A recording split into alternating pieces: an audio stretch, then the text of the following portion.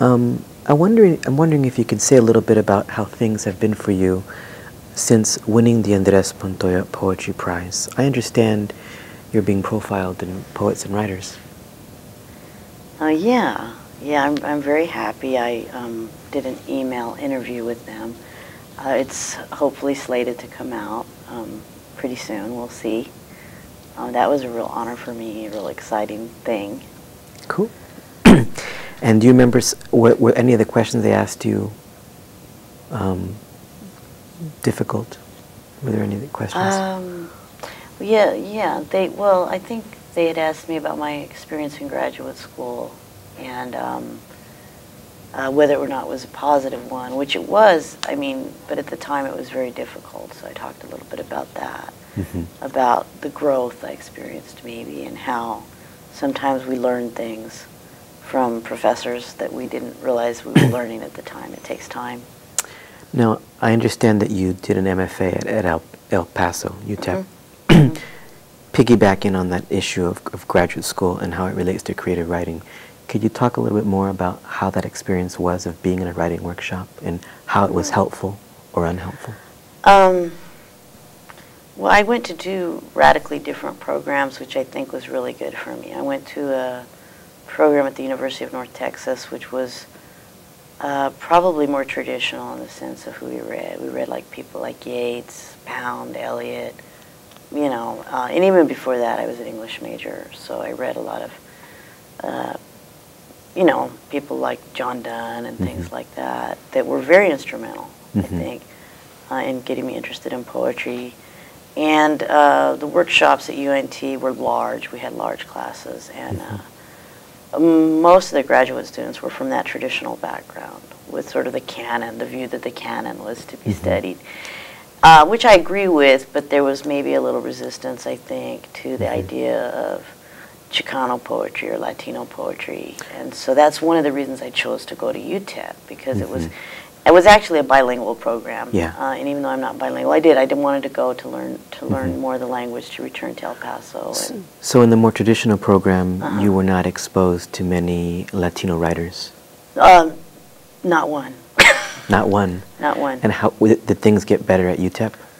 Yes. Well, I went to UTEP largely because I read a poem by Ben Sines. I think it was called Hands or Work or Manos or something like that. I can't remember. But the poem had a huge impact on me. I actually had it hanging on my door in Denton at UNT because it was the first time I had read someone that I could relate to from my background. What was it that struck you about the poem? Was it the content or the way it was written, or a little bit of both? I think it was both. It was the content, just about laborers, the border. Culturally, it was more about a culture that I was more familiar with, and also stylistically, I think too. You know, he wasn't afraid to say, "This is what I want to write about. I'm going to do it anyway." You mentioned the border. So up until that time, had you not read any literature that had affected you about the border? No. I was probably, I don't know, I guess I went to UTEP when I was older than most grad students. I was like 35. And I think anything I had read on my own. You know, you go to Barnes & Noble, you go to the Latino section, the Chicano section, like people like Sandra Cisneros and can you talk a little bit about the Latino Castillo and people like that? I read on my own. Okay. Outside of that's what I was going to ask you. I was going to ask you if you could talk a little bit about the Latino writers that you did read outside of the classroom context. Who were they, and which ones? They weren't often. I mean, I read the Gloria Anzaldúa and Sheryl Moraga's book, and I can't remember what it's called right now. I'm drawing a blank. Oh yeah, This Bridge Called My Back, which I have a poem kind of semi-titled after. That had a big impact on me, reading things like that. I think I had to go out and find that stuff on my own. So you've mentioned Gloria Anzaldúa and Sheryl Moraga.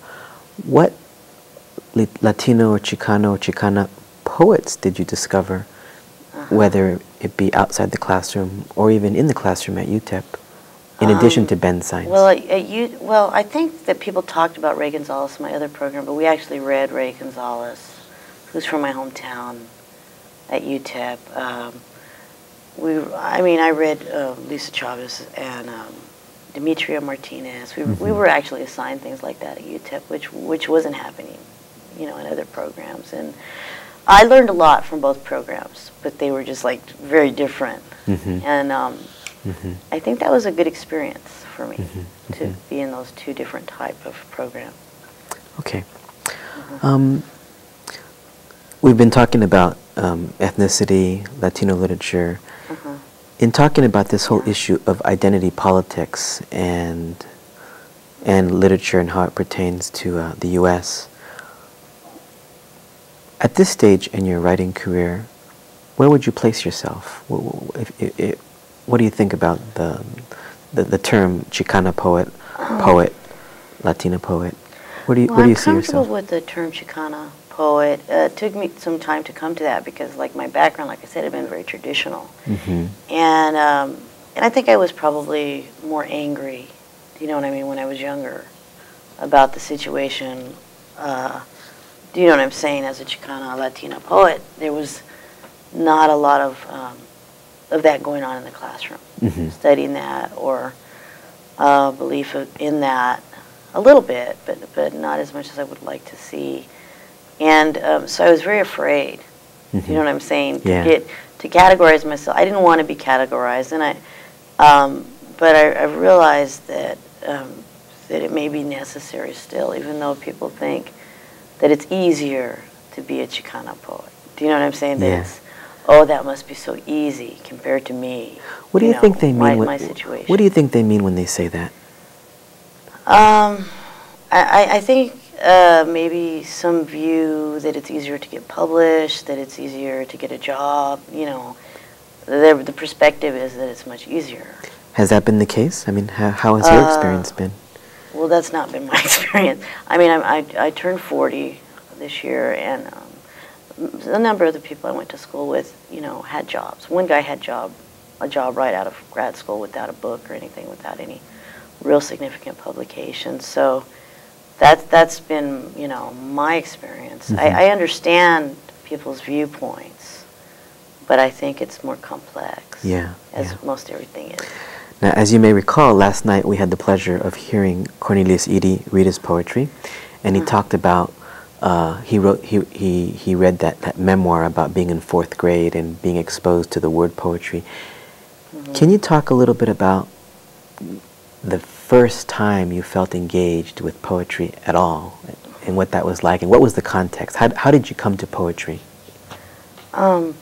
Really quite accidentally. I was sort of had a similar background to Cornelius Eady. I didn't, if someone would have told me I would have been writing poetry, I would have just laughed. I think it probably was when I was in college. I did take a creative writing class, but I had no interest in poetry.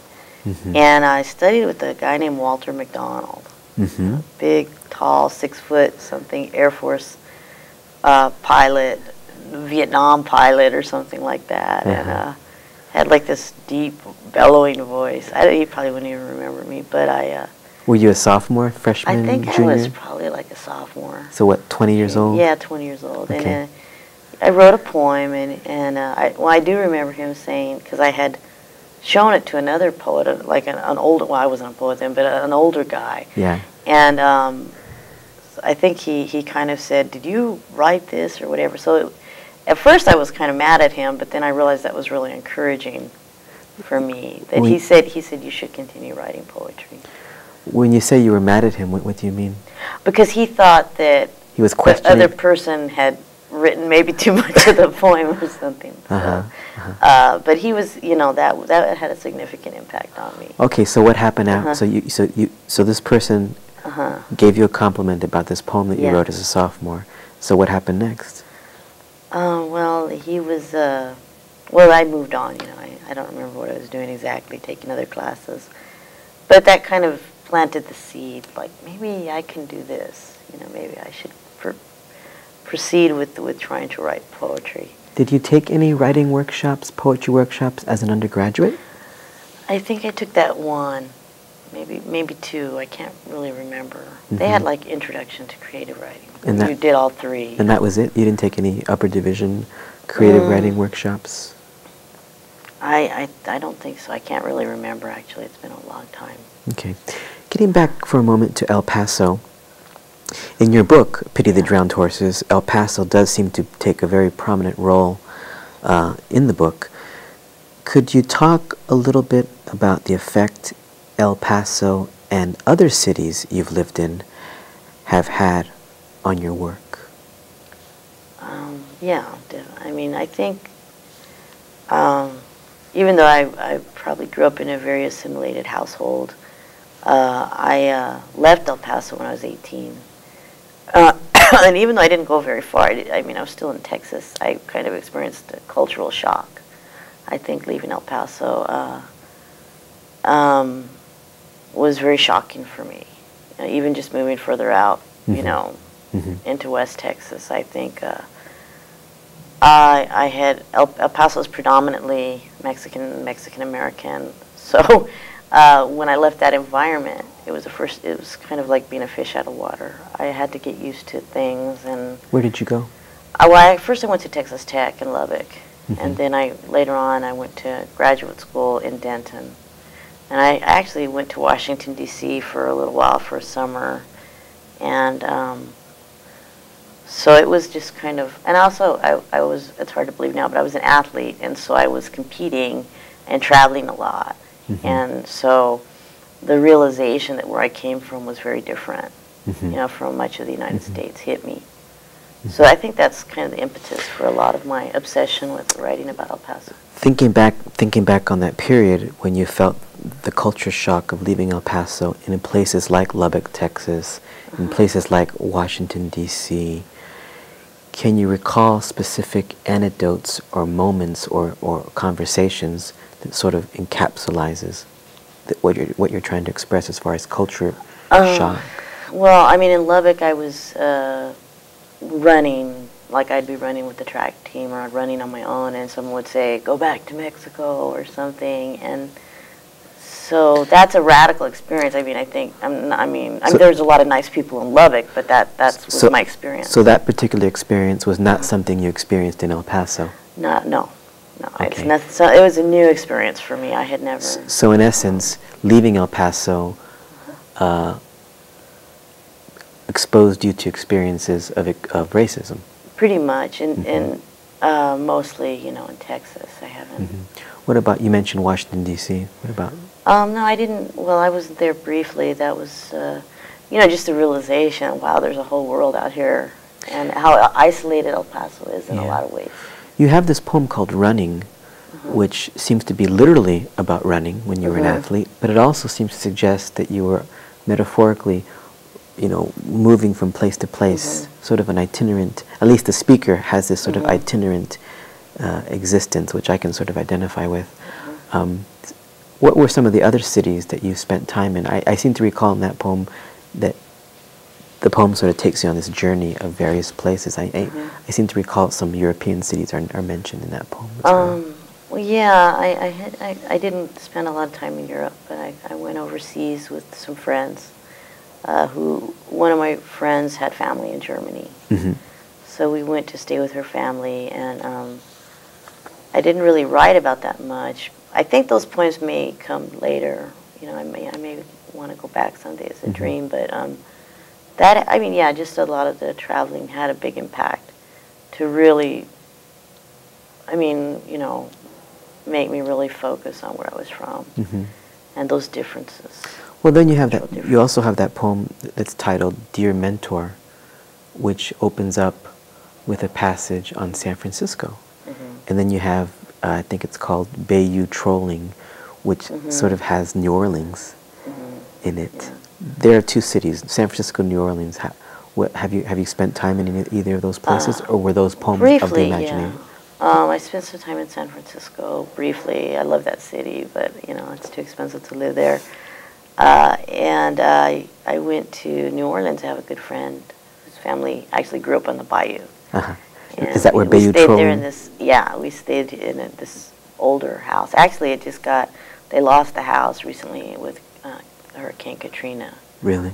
So yeah. So they lost it. Bayou trolling comes from that experience. Yeah. And where does Dear Mentor come from?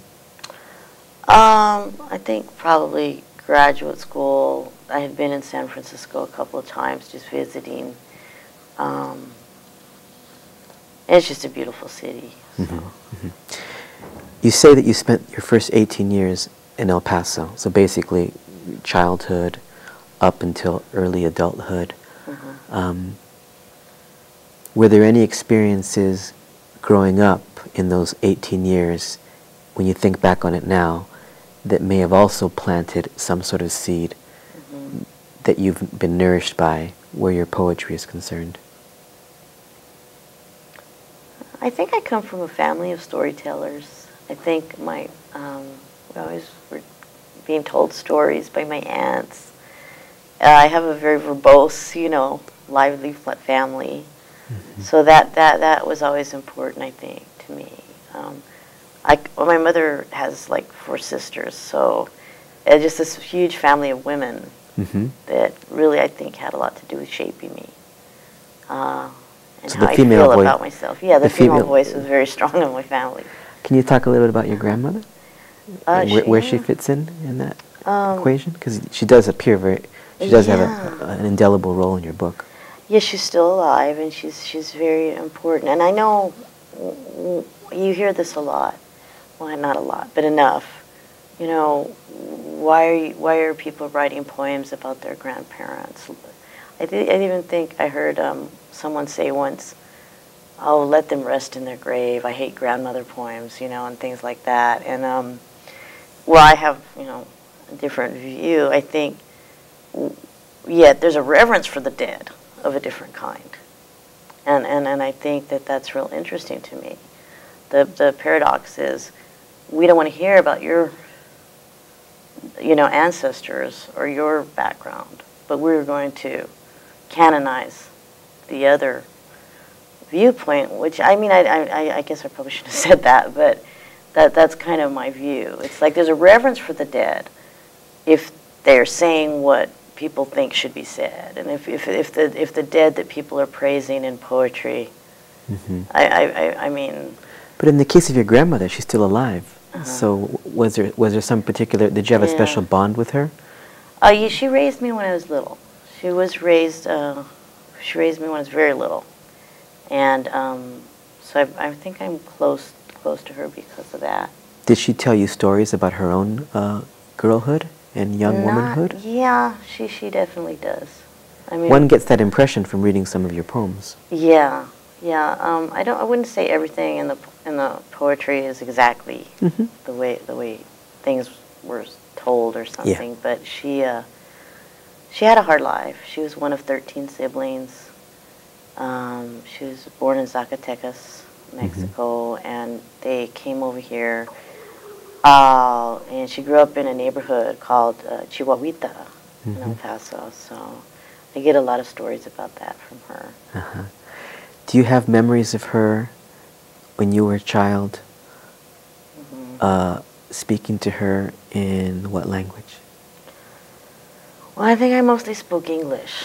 I think my mother and her sisters were more bilingual, but they're, I think I'm 3rd generation. So, but I do think I knew more Spanish then. I don't know if that makes any sense. Yeah. But I think I lost some of it. Would that Spanish have been used in speaking with your grandmother? A little bit. What language? Well, mostly English, though. What language did she speak? She spoke mostly Spanish. She does speak English, but she speaks mostly Spanish. What language did she use to speak to you? Depending on her mood. Both, maybe primarily Spanish sometimes. I'm going to quote especially now. I'm going to quote you a line from one of your poems, and I just want to see if you can illuminate it for me.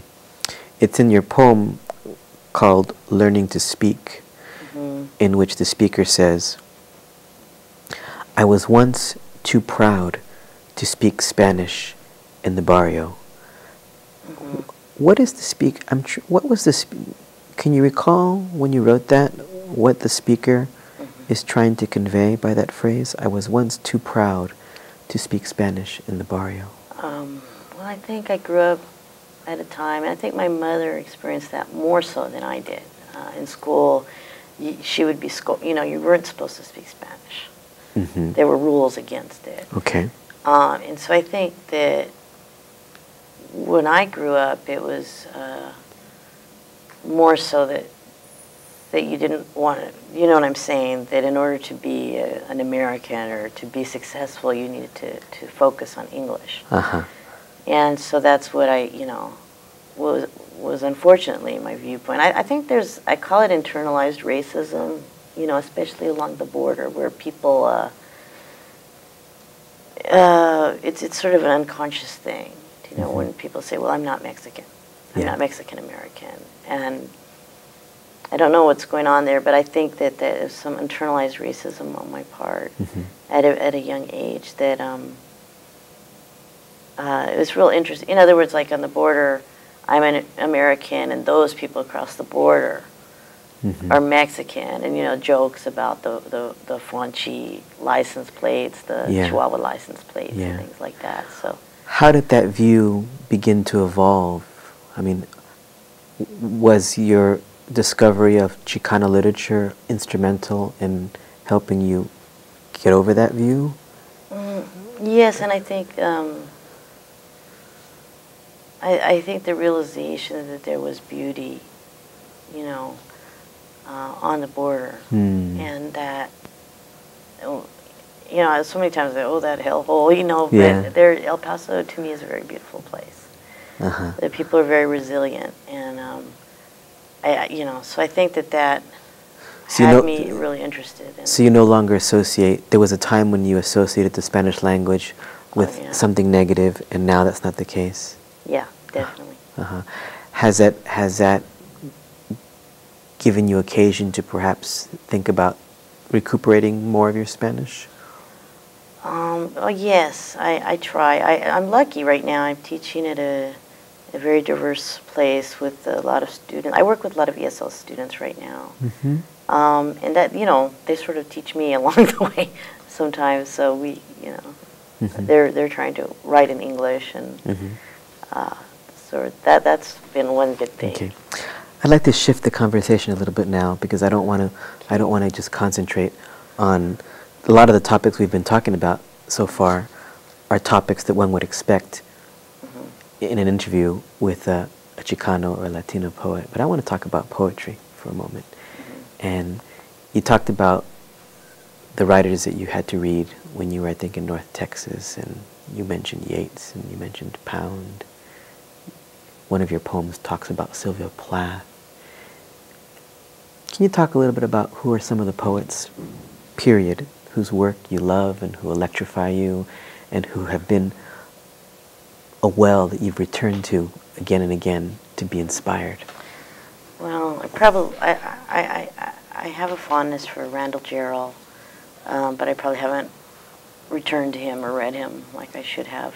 And I like Rothke a lot. I mean, I like Elizabeth Bishop. I had mentioned that in the other interview, particularly her poem called The Man Moth. Mm-hmm. It's I think it still is one of my top 10 poems. Can you talk about some of your other top 10 poems? What might they be? Sure.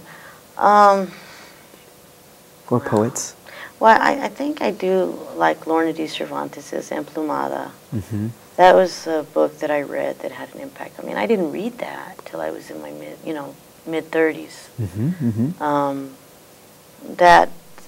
The beauty there that, debunks maybe some stereotypes, I think, about poets, Chicano poets. I like some of Alicia Gaspar de Alba's poems. I studied with her at UTEP briefly. I think it's 3 Times a Woman or something like that. Mm-hmm. It's the name of her book. I think I've been reading some contemporary poets as well. I like Lawrence Manning's book. Oh no, Maurice Manning. It's called Lawrence Booth's Book of Visions. Yeah. I don't know. I find that interesting. Have there been any poets whose work you began liking and then over the passage of time you've sort of liked less and less? Maybe Eliot a bit. I still like Eliot, but I had talked to someone that, you know, did I end up loving this poetry because, you know, it was taught so much? Yeah. I don't know. I mean, I still like him, but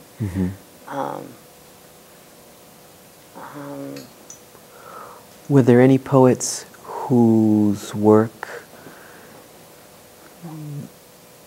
you didn't especially like, but who nevertheless... Someone just fell. I think it's been an accident. I heard something. So he turned it off then. You just had an accident.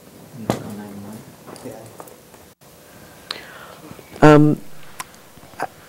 I was asking you earlier about how, well, I was asking you what was that evolution like when you went from feeling that perhaps there was this internalized racism, and then you came to a point where you felt like that was something that you overcame. And then we got to the subject of poets and poetry that you really liked, and you mentioned Randall Jarrell, and then the latest thing I think you were mentioning was Alicia Gaspar de Alba. Can you talk a little bit more about some of the poets and poetry that you still go back to? Well, I do like Yeats, and I remember struggling against that. I didn't want to like Yeats, and I don't write anything like Yeats, and I know that. Yeah. I think reading Yeats taught me a lot about poetry.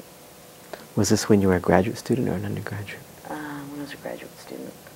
When I was an undergraduate, I mean, I think I read like Sylvia Plath and Sexton. You know, maybe more confessionalist type poetry, which I like. I mean, I know people are very down on that, but I think we need to look at poems as individual entities, maybe. Thinking about the current poetry climate in the U.S., one of the things that interests me as someone who grew up in the Bay Area was how much aesthetic diversity there seems to be in the U.S., ranging from what you call more confessional, perhaps first-person lyric poetry, all the way to things like so-called language poetry. Where do you see yourself in that continuum? Well, I don't really know how to like place myself personally. I'm not really even sure where I'm going right now with my writing, but I think there's a lot of like I said, these group affiliations, and I think it really comes down to the poem. Do you read poetry that's very much unlike your own, just to see what's out there? Yeah, I wrote a dissertation on Joy Graham's. She has a poem called "The Guardian Angel of Little Utopia," which when I tell people like that, they're surprised. They're like, "Oh, you wrote on Joy Graham," but you know, I like her work. And I'm different than her, though. Do you know what I'm saying? Yeah. I mean, that's kind of what people tell me. So. So she's an example of someone whose work you like, but who's not someone you necessarily are inspired by for your own work. Well, I think, like, or she's is that an oversimplifying? influence, but I think she's very different. I mean, a lot goes into play.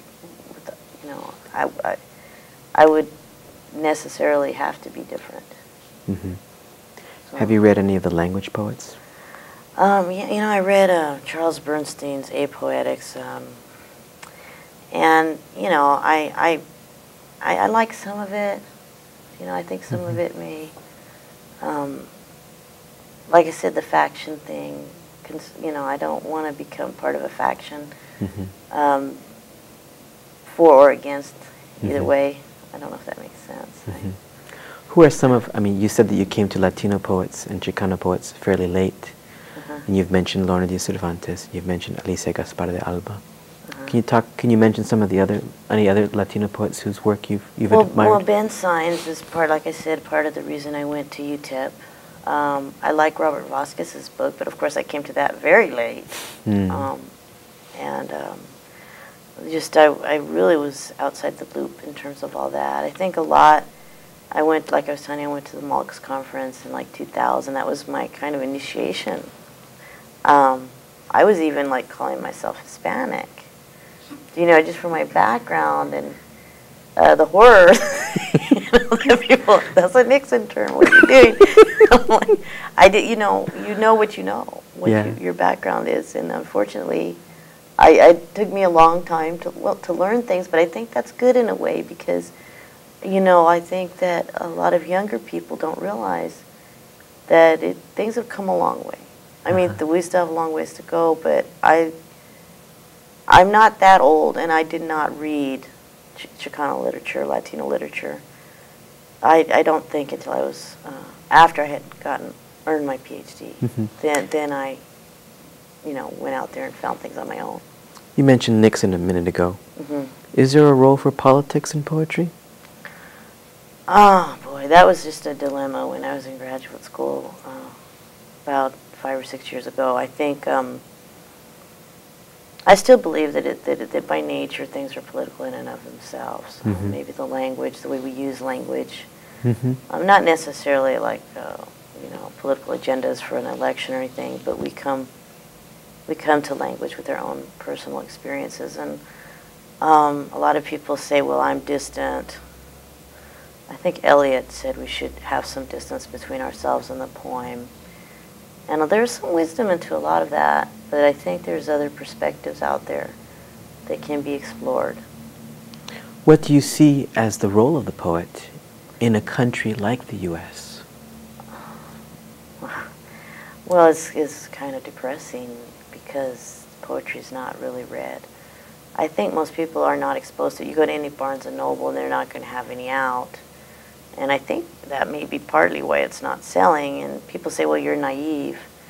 But I've read poems to my students, and they're usually like surprised that they like it. But they haven't read, they're not reading people like Tony Hoagland, you know. And when they're exposed to something they can relate to, they like it.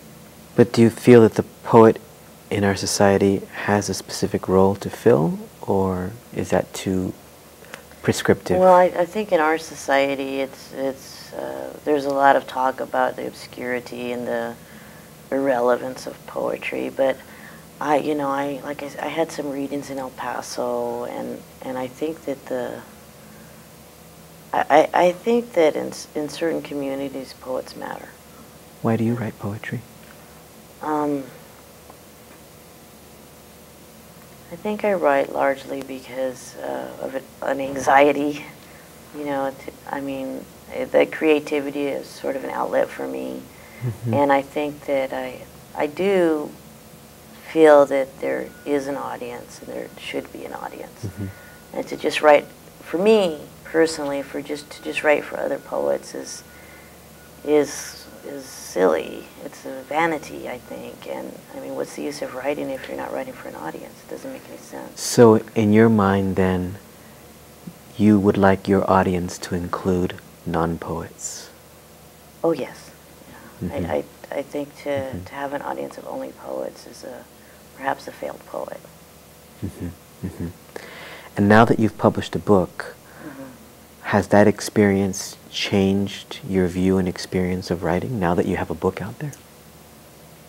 Is there less pressure now because that first book is out there, or is the pressure the pressure to publish, or the pressure to publish, the pressure to keep writing? Well, I had a slump, I think. Well, I had no computer for almost a year, so that kind of cut into my writing. But I think that has the prize given you a boost in any way? Yeah, I think it's helping. It's helping with confidence. I think that you know, it's my sincere hope that the prize continues, and that other poets. I think it's a very important prize. I think it's a very important prize for a large group of overlooked poets, I think, possibly. And from your vantage point as the winner of a national prize who's beginning to get some recognition, what advice would you give to a young aspiring poet and to a young aspiring Chicana or Latina poet? Would the advice be the same? Would it be different, nuanced? Well, I think it would be different depending on the situation. I think I know a Chicana poet in Toronto right now, Veronica Reyes, who's very talented and who's maybe having more of a struggle, than someone who perhaps is going to Columbia, for example, or Iowa or something like that. And I think I think that even when I went to Malks years ago, that most of the people attending these things, and they're active and networking, are from UT Austin, UC Davis, and maybe that's it. A few other big schools. And I think that I was first generation college student. I'm not saying you have to go to college to be a poet, but I was a first generation college student, and I didn't know what I was getting into. And I think that if you don't know the ropes, you don't know where to submit, you don't know how to submit, you don't know which programs are good. You do see what I'm saying? Yeah. Well, you don't really have an understanding, depending on your background, what to do. So I think for some that it is a very much an uphill battle. So what advice have you given Veronica, have you said? Well, she had already gone to MFA at UTEP, but I think that people need to self-educate. Do you know what I mean? Need to read, to research on the internet and things that are available to them, because oftentimes that information, it skipped me. In a lot of ways, I didn't get the basic tools that I needed about how to, I wanted to write. Do you see what I'm saying? And I spent a lot of time writing, but I didn't really know what to do with it.